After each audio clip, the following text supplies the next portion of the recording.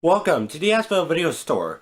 Today we're going to review Rainbow Force from 1982, produced by Joseph Lai for its 40th anniversary. Now this review is coming out a few days late because the anniversary is November 30th, and it's currently December.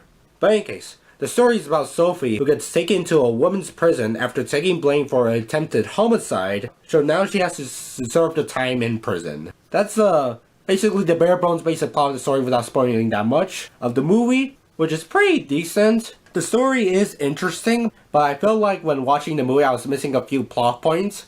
An example is that in one of the scenes where Sophie is being taken to prison, we're introduced to a character, but that character doesn't show up until like later in the movie, and it's not really established on what kind of relationship is that character to Sophie. Like, is it a friend or something, you know?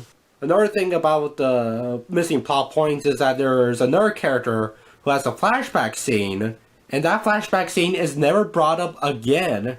It just happens for like 20 seconds, then it cuts back to like, the present day, and the flashback scene is never brought up again, which is kind of weird. It's like, oh, I had this flashback and it reminded me of this and it reminded me you and all that. No, never happened. It's just this character has a flashback. And that's it. You could, like, quite literally cut it out and all that. Speaking of cutting, the editing doesn't really help with these plot points and all that, because whenever there's a cut, there's no time when the characters, like, to process the characters' emotions and all that, or whatever they're saying. For example, it'll be like, let's go outside, then cuts. Then they're immediately outside and all that. Like, there's that friction in section. You don't process the fact, like, they're going outside. Then it cuts, then goes, now they're outside and all that.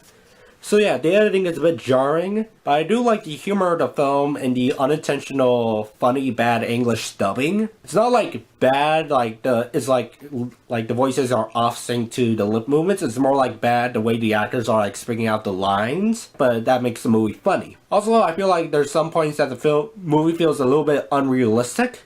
For example, there's two escape scenes, and I think it's just a production issue that they just glance over. They're like avoiding the searchlights. They're crawling on the ground. The searchlights go around and it passes through their legs and feet, but doesn't like the guards are like, hey, I see something over there. No, they're just like, keep searching, I don't see anything. It's like video game logic. Like, although the searchlights could possibly like live more beyond it, like let's say you could like sort of see something moving not directly under the searchlight, but in this movie it's like video game logic where like you're not, as long as you avoid it, they don't see you. Also, what kind of prison doesn't have barbed wire? Well, this movie is filmed in Hong Kong, so I'm not sure the differences between like US prisons and prisons in Hong Kong, like if they have like barbed wires up there. So yeah, I can't really judge if this is accurate to like actual prison life in women's prisons in Hong Kong and all that. The soundtrack of the movie is pretty decent. I do like the opening song they have for the credits, like the opening credits. But they have some odd music cues throughout the film and all that, that doesn't really fit into the scenes that they're in. So I'll give this film 3.7 out of 5 stars. Now you notice, I don't have a copy of this movie. That is because I got to see this movie on archive.org, and from what I could tell from researching the movie, there's not that whole lot of information about it, and the archive.org copy seems to come from like a foreign VHS release with burn-in subtitles. I'm not sure what language it is, but the subtitles don't even follow that much of the dialogue. The characters would be speaking like, they don't even like have the subtitles for hi, hello, like sort of like that. It's more like main plot lines and all that.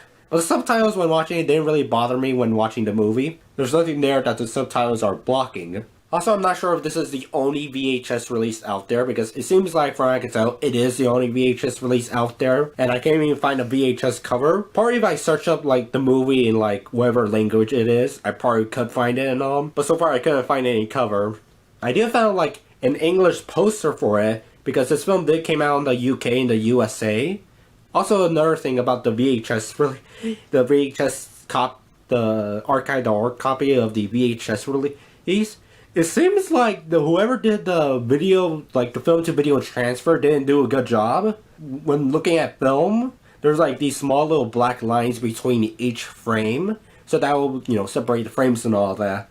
Those black lines show up in some of the scenes of this video transfer of the movie. But essentially, like, let's say this part, like this middle part, this bottom part here, shows up on top of here and all that. That's what the expression you get from watching those scenes of the movie and all that. But it does, like, go back to track and all that. It's a pan and scan copy, and the credits are like, the opening credits are just like, one of those things that they just like squeeze the image to 4:3. And the original aspect ratio from read on IMDb is like 16:9, like 1/85 and one, and all that. But you're not missing that much when this movie is cropped to 4:3. Overall, it's a decent movie, and I suggest to watch it. I'll leave a link in the description to the archive.org upload so you could see in the movie and all that.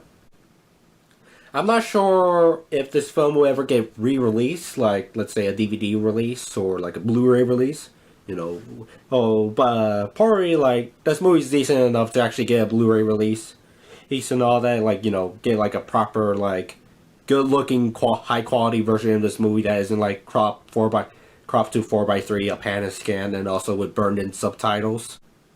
In any case, so that's all the review. Have a nice day, and later on, come back to our video store.